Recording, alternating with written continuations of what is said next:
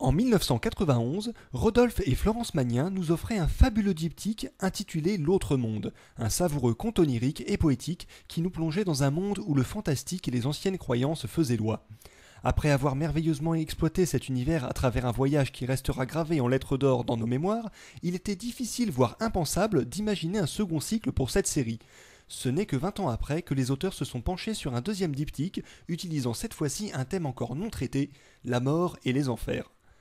On retrouve dans ce premier tome tous les ingrédients qui ont fait le succès du cycle précédent, avec une ambiance féerique et poétique toujours aussi efficace, et l'imagination féconde de Rodolphe qui nous emmène de surprise en surprise. Une suite très réussie qui appelle bien évidemment un tome 2, mais lorsque l'on se remémore la qualité du premier cycle, on ne peut qu'être confiant et annoncer d'ores et déjà que nous avons affaire à une BD culte. On peut le dire, le Japon est difficile à appréhender pour un occidental. C'est un monde opaque empli de codes et de coutumes. Avec Tonoharu, Lars Martinson nous invite à le suivre dans une petite ville de province japonaise dans laquelle il officie au poste d'assistant scolaire. Il est confronté à un Japon où le moindre contact social relève de l'exploit, difficulté qu'il traite avec une grande finesse. Les amateurs de témoignages dans la lignée de Pyongyang ou encore Chronique birmane de Guy Delisle devraient trouver leur compte avec cette bande dessinée qui nous fait découvrir un aspect peu connu du pays du soleil levant à travers un récit quasi autobiographique.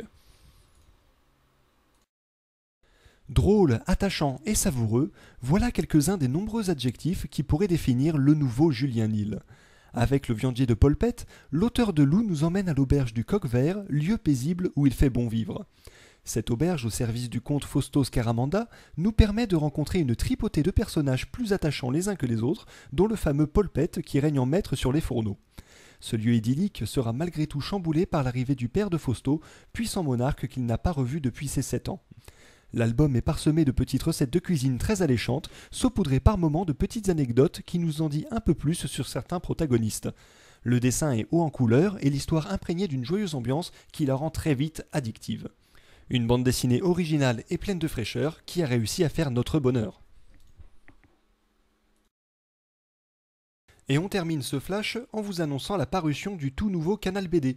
Ce magazine très complet sur l'actualité de la bande dessinée vous donnera un large aperçu de ce que nos éditeurs nous réservent pour les 2 prochains mois.